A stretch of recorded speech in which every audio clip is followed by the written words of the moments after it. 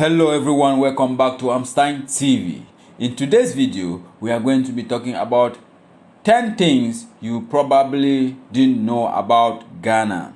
Thanks to my returning subscriber. If you are new to the channel, you are highly welcome, and please do us a favor by subscribing, turning on your notification bell and sharing the video as well. Every country in the world has its own culture and traditions that reflect the uniqueness of its people, and Ghana is no exception. The West African nation is a prime target for international volunteers looking to make a difference on the continent while experiencing the best Africa has to offer. 1.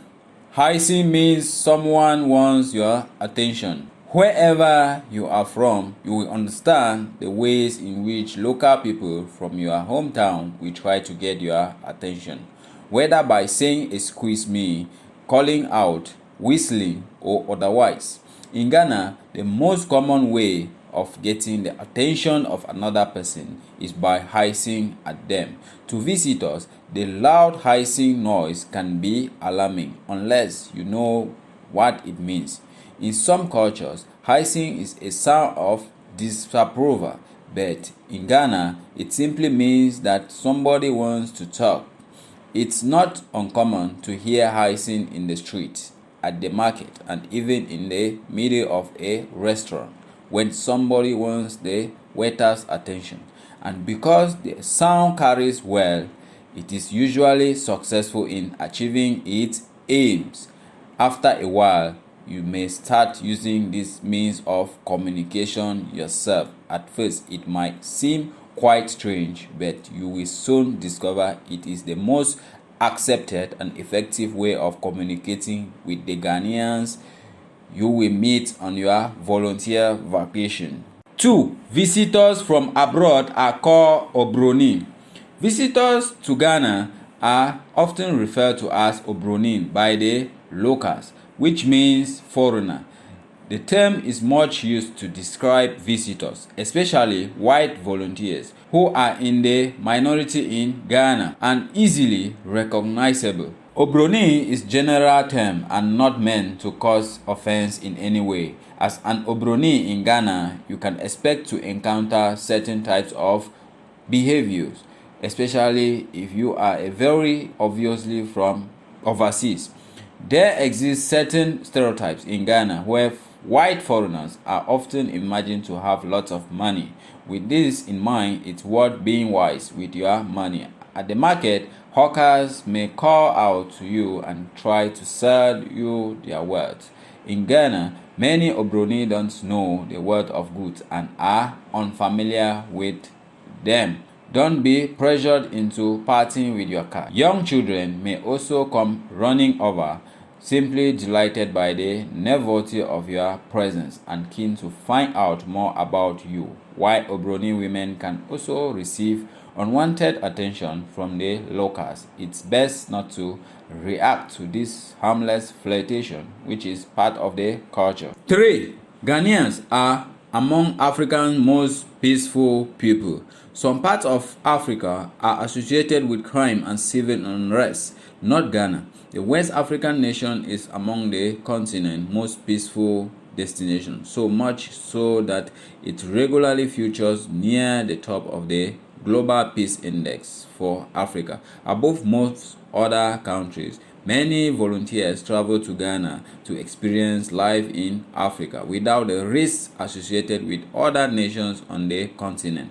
Ghanaian people are warm, welcoming, and grateful for the help of international volunteers. Ghana is also a tolerant and democratic nation that prides itself on peaceful interactions with others. Despite being a developing country, Ghana is moving with the times. Religious freedoms and uncensored media and democratic elections are just a few examples of the nation's effort to maintain an echoes of harmony and peace.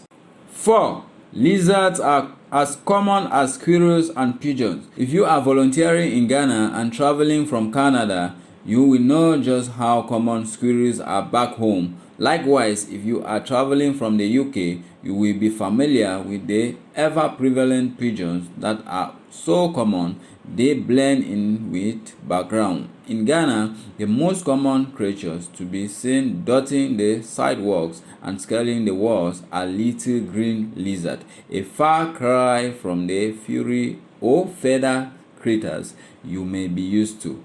There are all sorts of lizards, big and small, that live in the cities and further a few, causing no harm and passing by generally unnoticed by locals. 5. Pregnant women eat clay.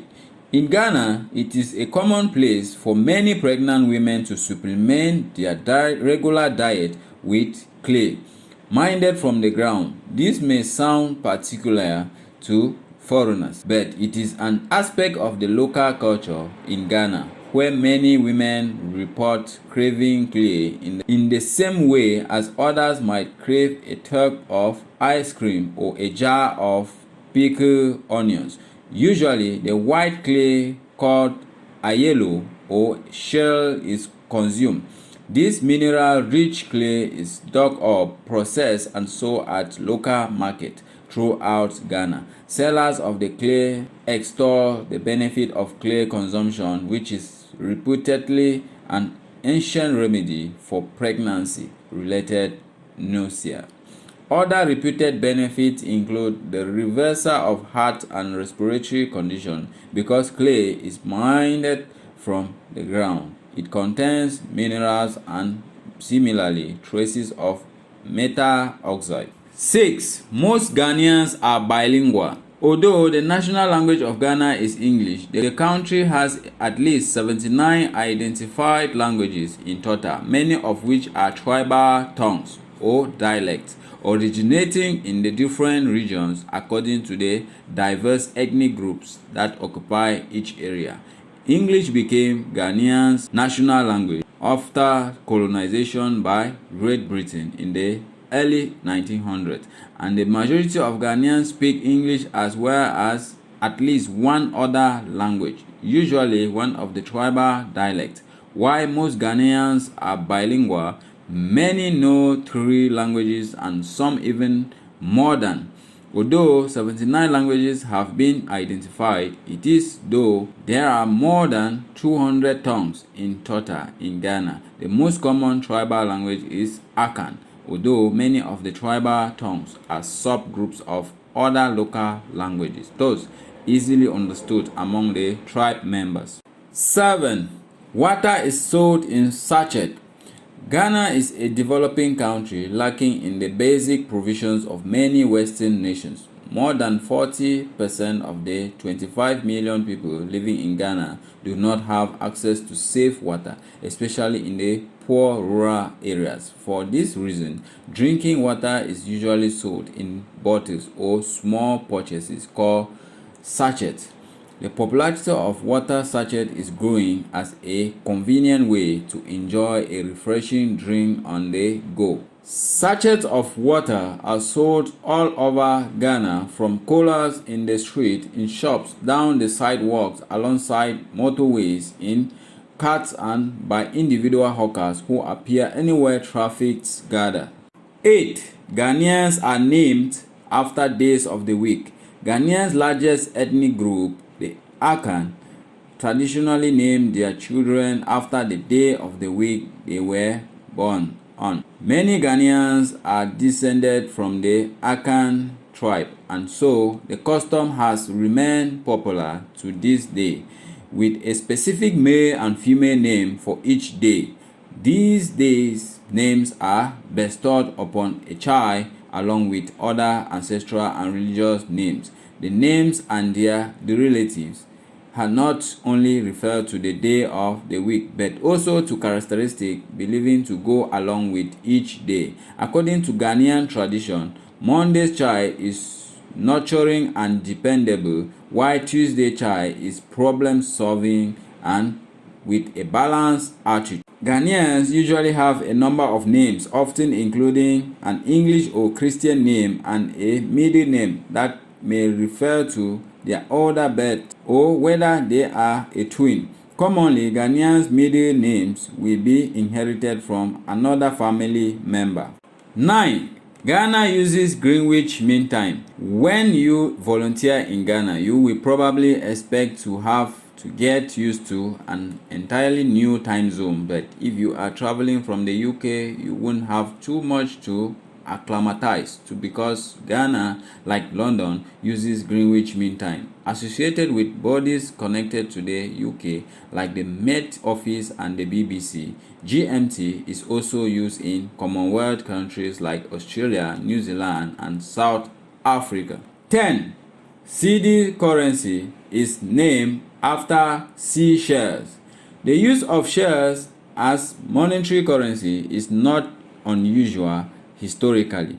In West Africa, shell money known as cowrie was legal tender until the middle of the 19th century. The Ghanaian currency, CD, is named after the Fante word and meaning cowrie shell, which was first introduced as currency in Africa during the 14th century. Cowrie shells belong to a species of sea snails with porcelain-like shells. They are thought to have been introduced to Africa through trade with merchants from Arabia at a time when the slave trade was at its height. The value of the shells was greater in Ghana and other African nations than the supplying regions, which made trade in cowries lucrative, and the use of shells as currency quickly became widespread.